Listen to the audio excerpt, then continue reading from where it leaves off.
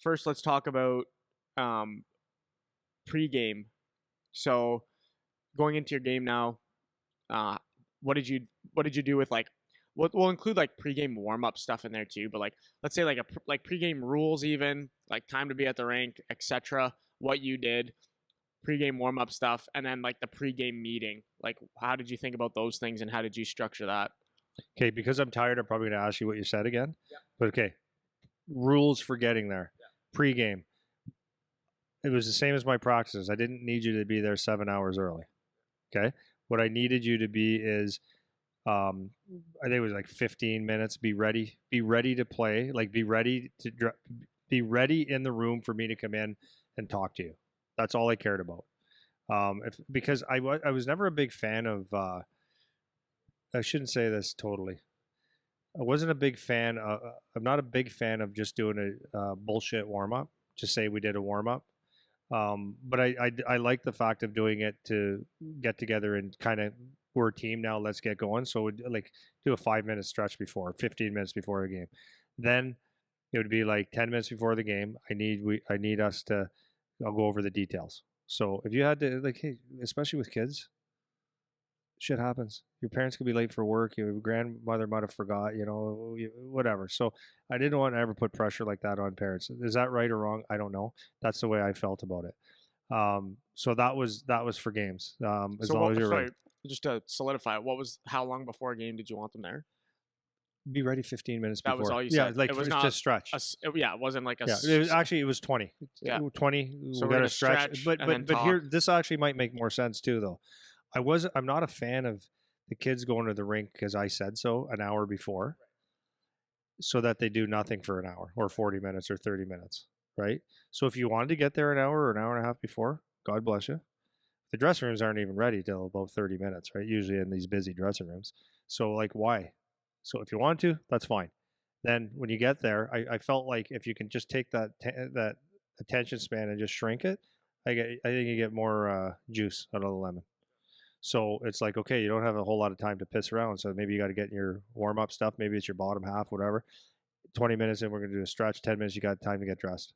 Or yeah, 5 minutes, you got a minute to get dressed. I know it's funny because I remember like AAA is hour before always. It's Yeah, like, but why? you can't do anything. I know. That's what I mean. It was like, why? I Like, know. why does it have to be an hour before? Well, so that's the parents. So that just makes the parents go out and drink. Yeah. So they watch the game and they get more mad at you. Yeah, seriously. More upset My with you. dad has to miss another hour of work now. Yeah. Right? Yeah. It's like that's what Yeah. I think of. But for me, from the kids' standpoint, that's what it was. Mostly your allergies, eh? Bad. It was to shrink the time and to get them dialed in. So then it was like we did our little stretch, and then we went over what I would want to do. So what I would do is I'd kind of marry what we did in practice or a theme like I do in practices, and put that into the game and go over it, what I wanted to see. So one of the one point that I want to go back to with practices and games, even though it's a game, you should still have a plan, in my opinion. Even with when you're young, OHL coaches already know this. So if you come to the rink and there's days where maybe you went to the rink and you didn't have time to plan anything, you might have to pull out an old practice plan or something. But if you don't have a plan set, it's a tougher day. Sometimes you'll get away with that was a great practice because you can just wing things properly. But honestly, I'd rather go to the rink with a theme and 5-6 drills or 5-6 things that I want to work on, and maybe only get to 2 or 3, but have it planned out and maybe change it as I go, because at least I know, okay, this is what I'm going to do, rather than going there, okay, now what should we do? You know what I mean? And fumble screw. And then it's the same thing with a game. It's like, what do we want to accomplish today? So let's say our team has been playing or whatever, right? We'll say this is something that we would need to work on. We worked on in practice today. This is the forecheck. I really want to see the forecheck, the third guy high, blah, blah, blah. And then our back check this. So this work on these 3 things.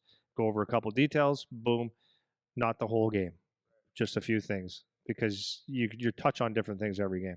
That makes sense? Yeah, that makes perfect sense. I like that too because like it's another one of those things. It's like people just follow convention, and like sometimes you don't like who started the be an hour before the game kind of thing.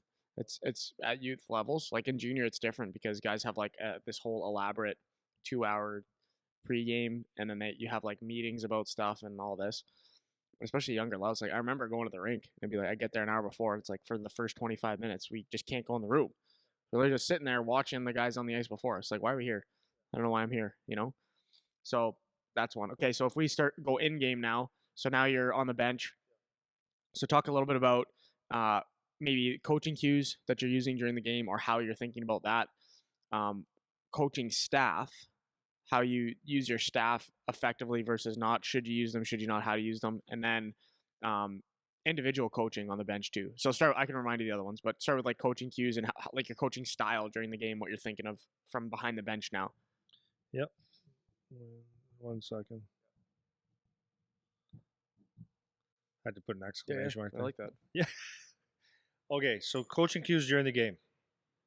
That's why you have a plan. That's why before the game, if I focus on, let's say it's forecheck and whatever, forecheck and neutral, whatever, forecheck. That's the one thing. Forecheck and just the hard work, sticks on pucks. Let's say those three things. That's my coaching cues all game. The other stuff we've talked about, right? But all game, that's what I'm harping on. It's like, remember, like in a game, if a guy's getting too low and I want a third guy high, so it's a 2-1-2, let's say. It's like, guys, you got to be lower than that. Third guy's got to be lower. Oh, look at how hard he went on that puck. Just those little things are what I'm reiterating, right? And it's basically that simple.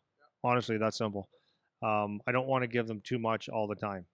So other coaching cues would be the good stuff, right? You point out when someone blocked a shot, got the puck out. Those are things that are reminders. And then if someone turns one over at the blue line, it's not a freak show. It's like, that's what happens when we don't move our feet, guys. This is the problem. Like, we got to get that puck deep or whatever. So you don't make it like the end of the world, but you teach them, right? You're just letting them know this is what happens. Remember, we went over that in practice. Remember when we talked about this? Don't give up the puck at the blue lines or whatever, right? Using your staff.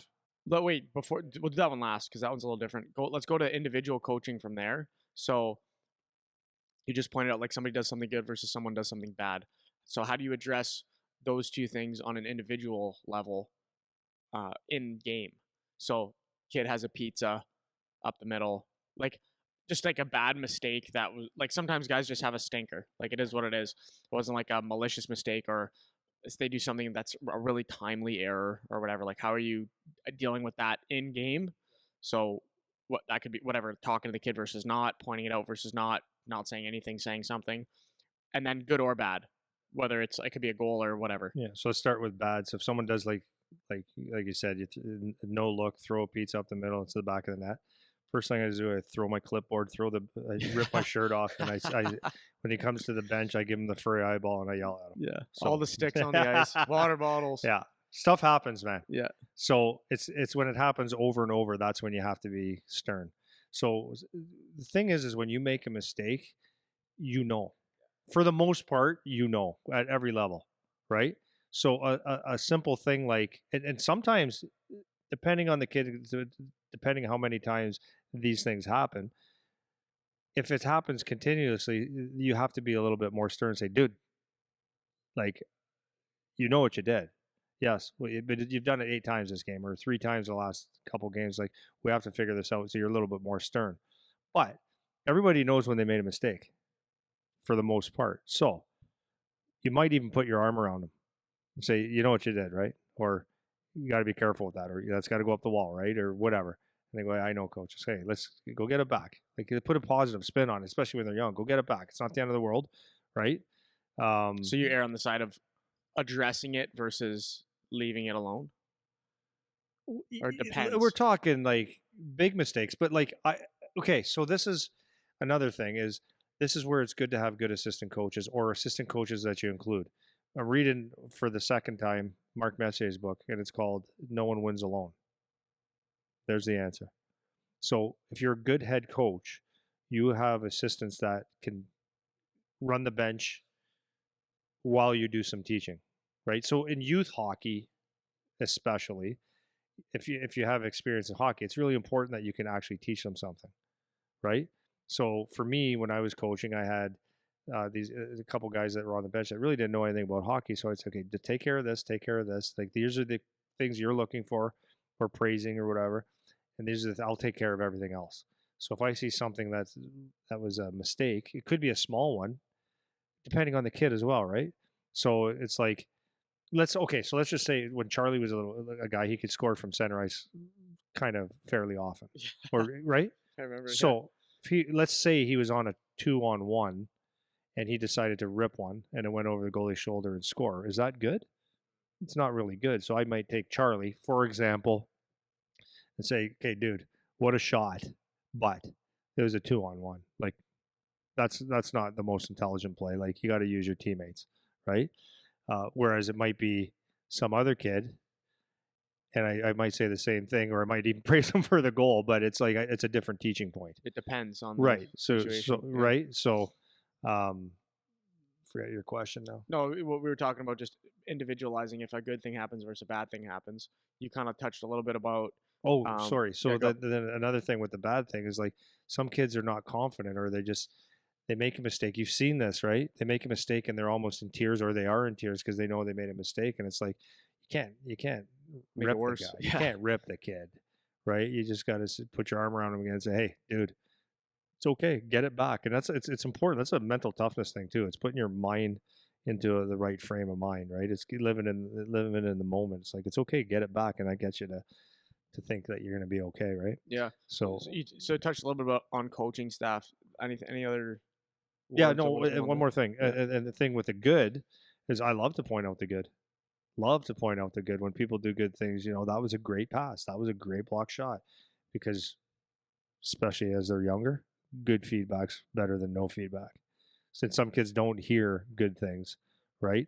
As you get older, getting the puck a clean exit out of your zone is not worth your coach coming up to you and say, "Man, did you do a great job getting the puck out?" No, that's your job. That's your job. That's why you're getting your school paid for, right? You better do that. If you don't do that, then you're going to get reamed or you're going to get talked to. yeah. That's important too. There's like there's always like an underlying theme of age appropriate Yeah. for all this stuff. Yeah. Anything else about like using the coaching staff? You kind of touched on it a little bit there. I love you. Okay, so just going back to our the camps here. If I don't have enough, like, I'm not even saying that high quality, but we have good instructors, but which makes it better. But even if I didn't, I could, if I need people to maybe blow the whistle for me. I know that sounds like, "Oh, why you can't blow a whistle?" No, no. I need someone to keep things in order. Like I'll set the order, you keep it in order, and make sure things don't go out of hand, so that I have the ability to take 30 seconds to go to you and teach you. And the drills keep going. Right. Yeah. And I can do that to every kid pretty much whenever I need to. So it's the same thing on a bench and practices and all that stuff. I think one of the worst things that you can do as a head coach is have assistants that are just there to open doors or to get you your water, fill the water balls and stuff. I think it's important that you teach your coaches a little bit, like at least a little bit. And if the more they're engaged, even better, right? But I think it's actually really important that you give them some responsibility. Okay, otherwise, why are you there? So that's why I always spent time with like Matt, that coached with me. He coached the forwards. Nope, nope, sorry, he coached the D because my son was a D. So I would give him, these are the things you're going to look at, and so he would have specific things that he can look at, and he felt good about it. Like he enjoyed coaching at that point because he said, "Oh, okay, I didn't know this stuff," right? And then I had my forward coach do the forwards, and I did both. Like not both. How do I say this? I oversee Yeah, everything, yeah.